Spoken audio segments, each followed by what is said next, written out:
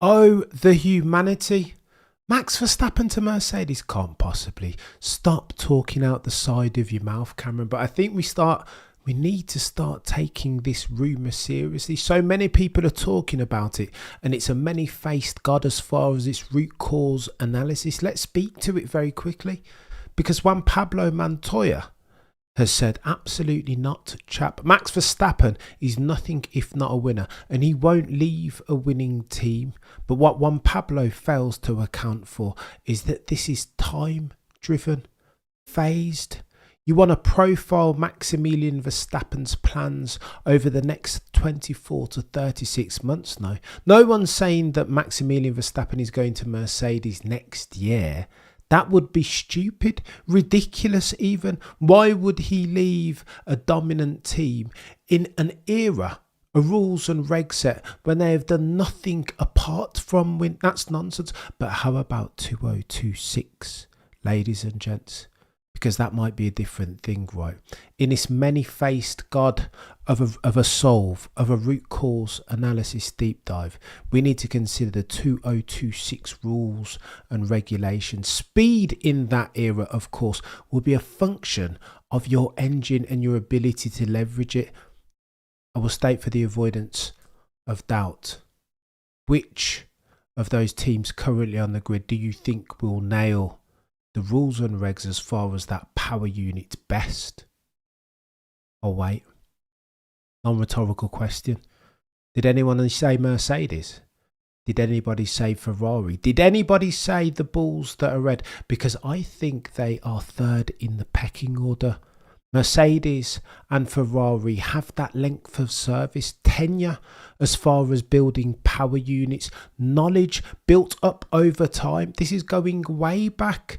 Who, other than Mercedes and Ferrari, gun to the head, which one of those teams would you have build you a power unit for 2026? Yet again, I will wait.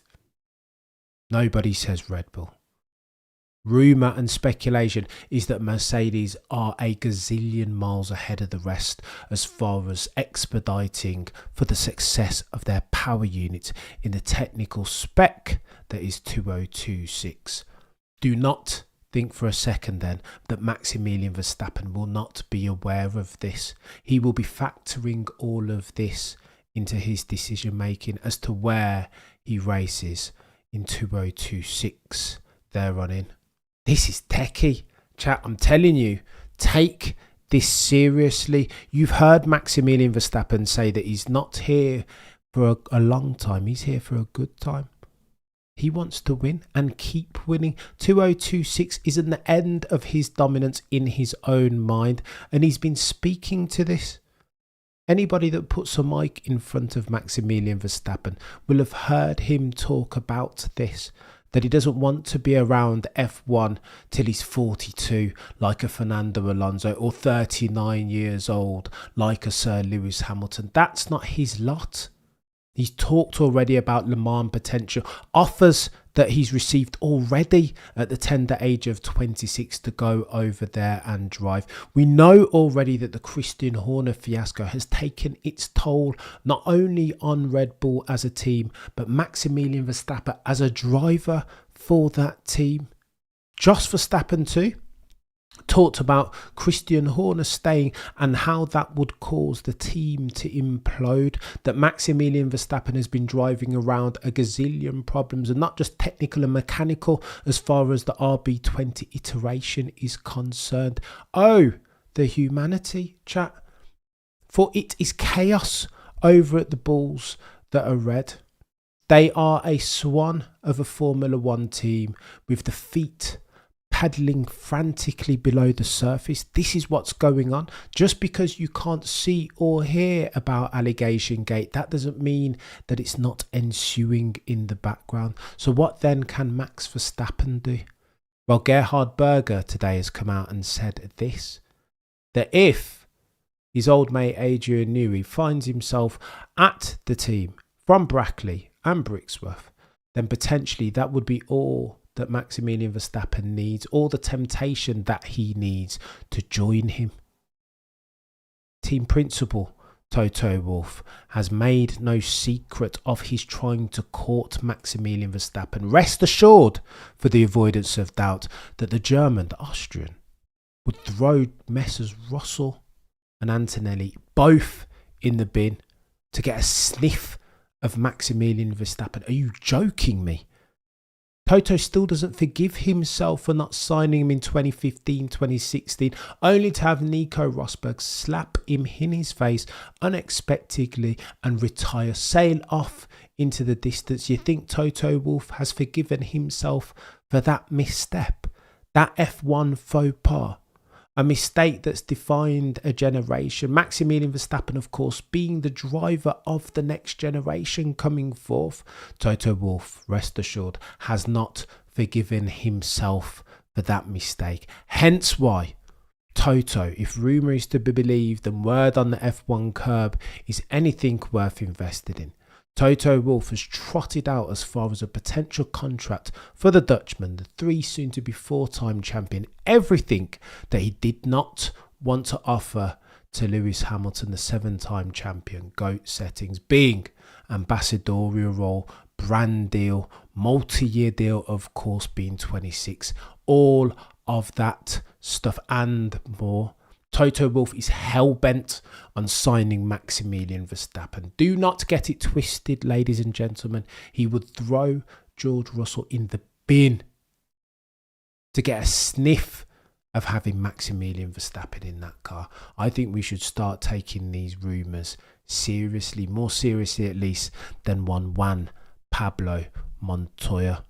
Again, as far as the many-faced God that is the root cause analysis of all these rumours, you've got to consider Maximilian Verstappen's attitude. You need to consider Christian Hornergate that's still going on in the background. What does that mean? You've got to talk about Toto Wolff's desire, the fact that he doesn't like losing and has only been losing for the past 36 months, as near as makes no difference. The fact that he doesn't forgive himself for not signing Maximilian Verstappen. In the first instance, a victim of circumstance is how Toto Wolff will view himself, and that's faux pas, missing out on Maximilian Verstappen. You've got to talk about Maximilian Verstappen's perspective, the 2026 rules and what those will mean as far as power units. The first past the post as far as successful power units will absolutely be front and centre, on pole position to win themselves a championship, both drivers and constructors,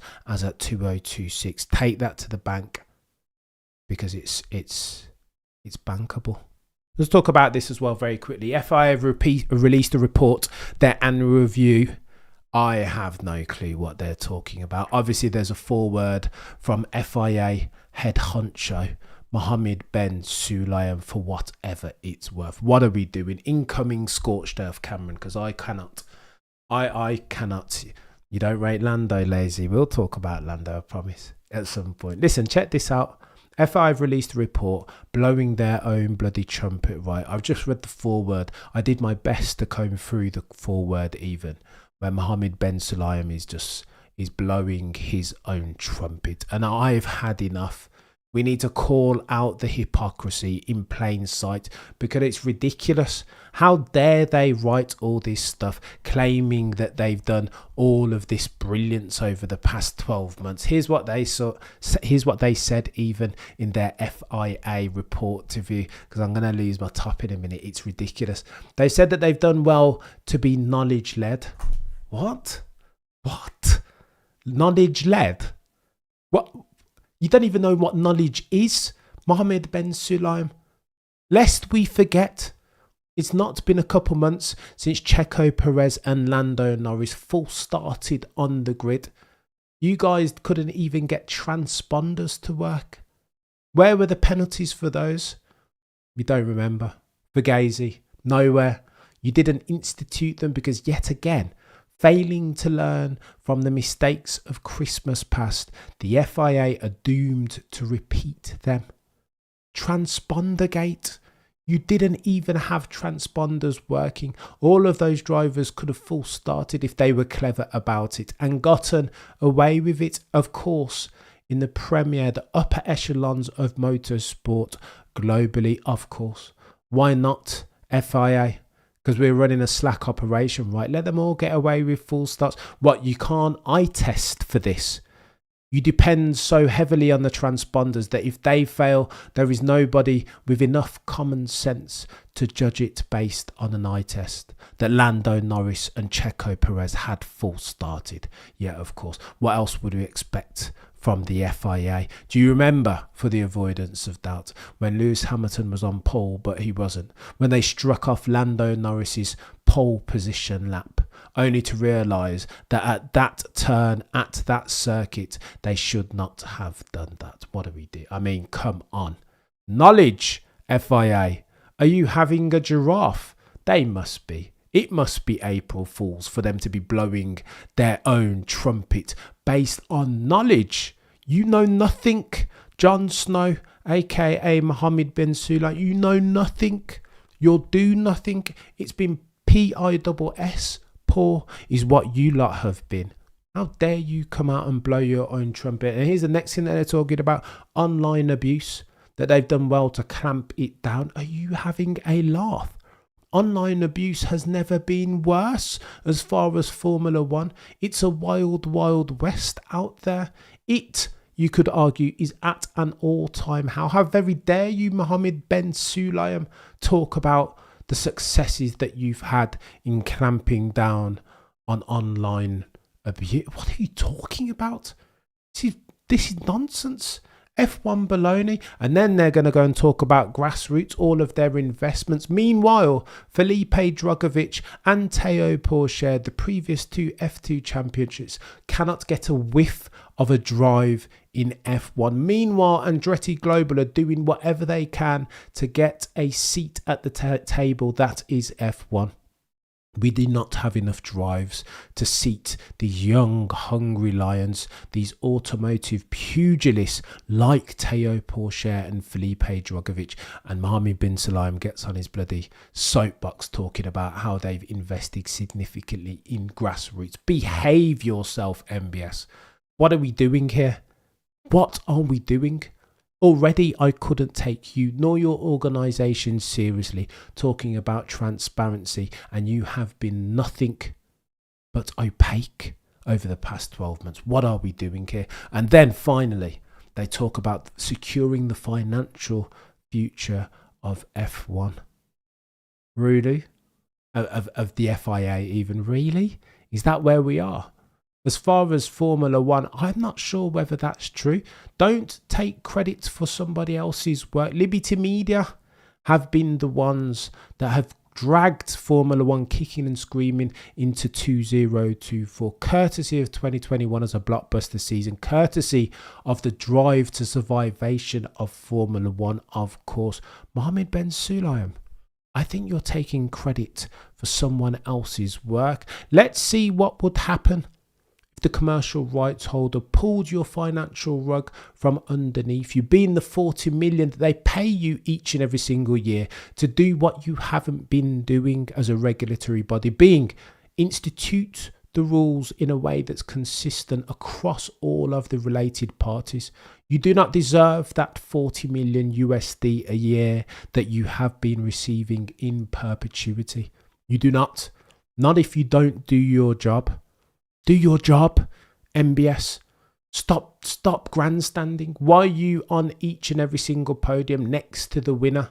Stop being Beyonce to Lando's and Max's and Lewis's Kelly Rowlands. You are not the star, sir. Bring back Jean Todt, who epitomised competence, low-key competence. He didn't need to be grandstanding. There you have yourselves a proper FIA head, not this chap who's all up in the videos, all with the drivers. Who's the star here, MBS? Is it you or is it the drivers, chap? Because I think you need to understand that as a prerequisite to complete your job spec, the scope of your role competently, sir. Here you are in your FIA review. blowing your own trumpet, talking about knowledge-led when you've been nothing of the sort for the past 12 months. United against online abuse, when online abuse, as far as all things motorsport, is at an all-time bloody high. Grassroots, how dare you even say those words, MBS? What are you talking about?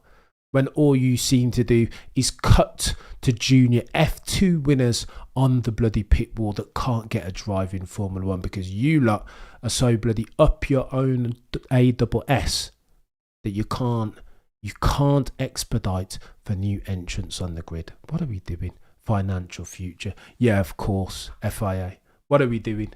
Financial future. You secured that. Well, let's see. That of course is contingent upon F1 paying you that 40 million USD a year. Take that away from you and let's see whether the financial future isn't ripped out from underneath you. What are you talking about? Absolute nonsense, EC. But I digress.